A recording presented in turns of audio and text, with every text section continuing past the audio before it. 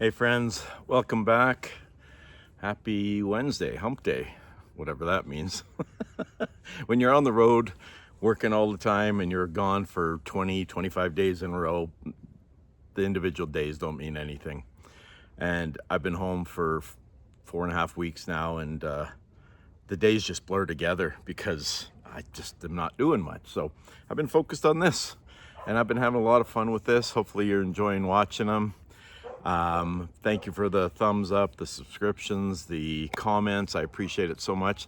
Tack för sist. Välkommen tillbaka. Hvis du är norsk. Thank you for the last time. Welcome back for the Norwegians out there.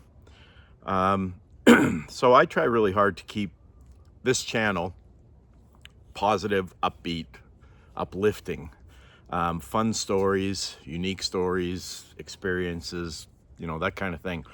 Today, I'll say up front, is kind of a deep, heavy subject. And, it's a little bit off what I normally do, but I also like to keep things real. And when I have thoughts, excuse me,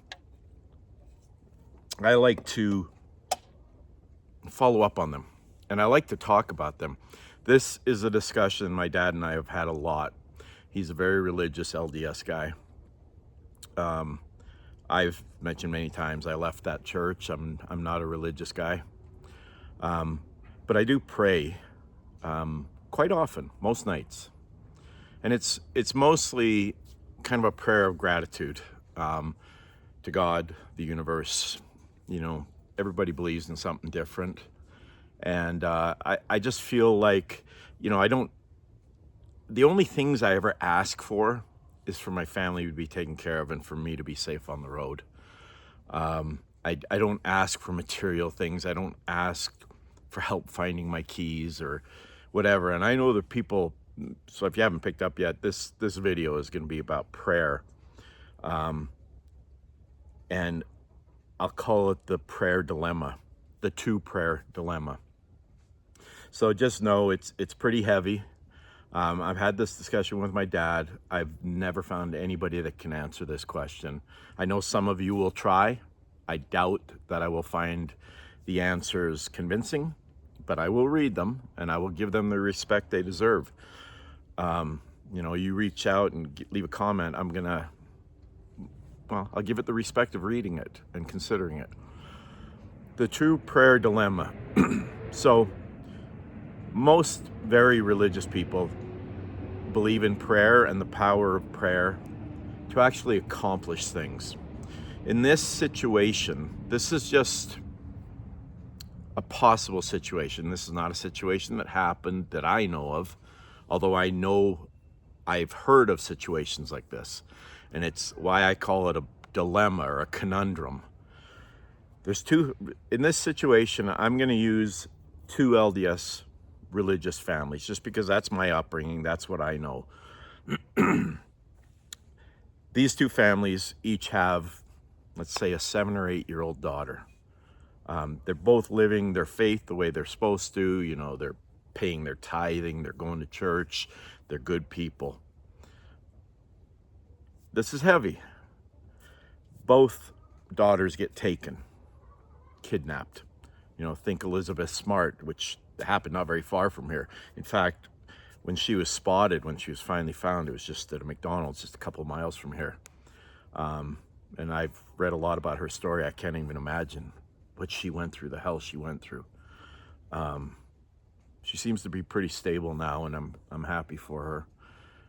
But in this situation, these girls are gone. Just think of Elizabeth Smart for a good comparison. Both families pray constantly, please bring our daughter back safely. Both, like I said, are doing what they're supposed to do.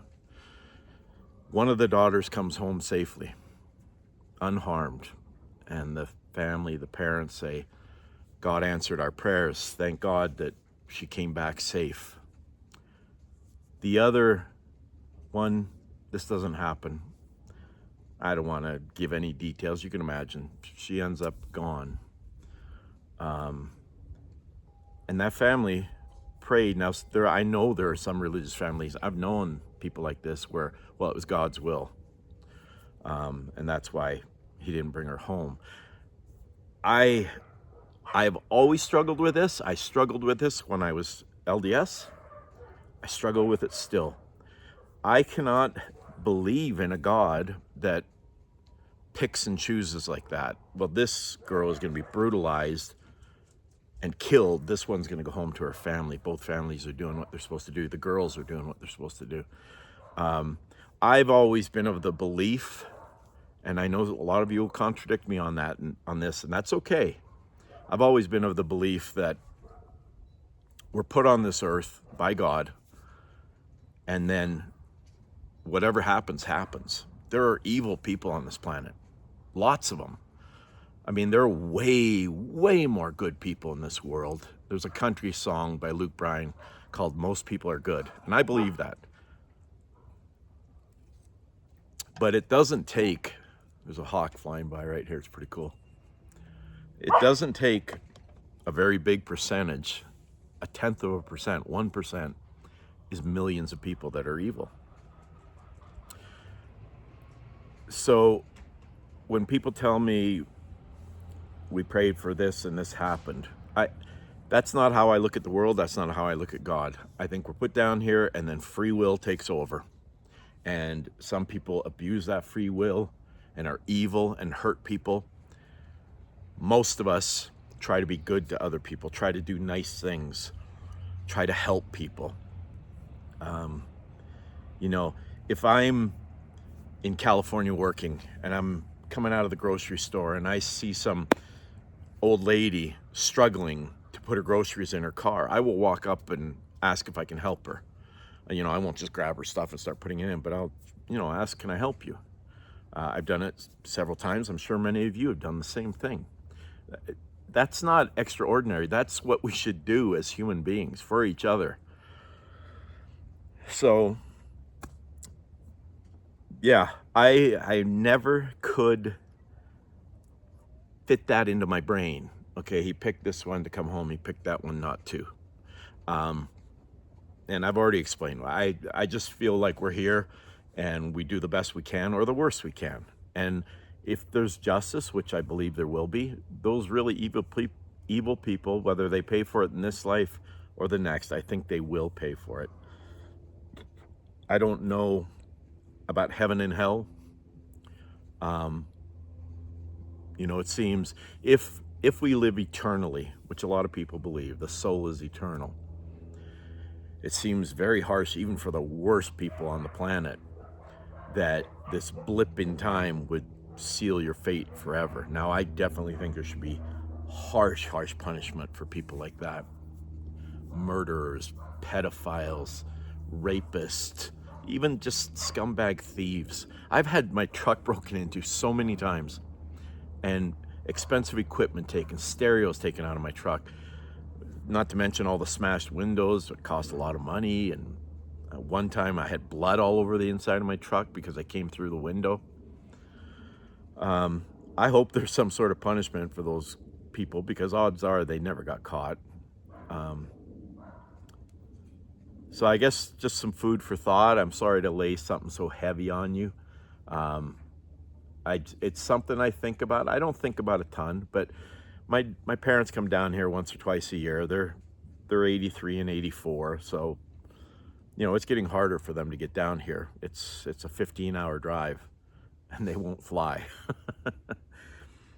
But my dad and I will almost always get into some sort of religious or political discussion. I mean, I've said many times, I don't talk politics and religion. I know this is talking religion, but I'm not trying to judge anybody.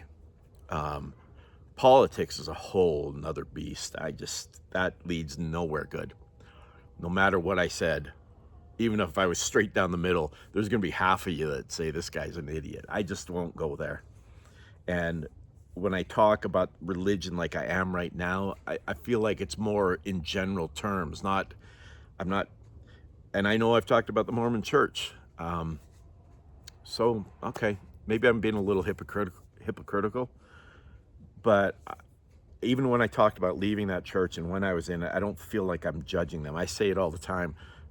Almost every Mormon I know is a good person. I like having them as my neighbors. We live in a safe neighborhood. I think partly, not partly, a lot because of that. The values that are instilled into those people.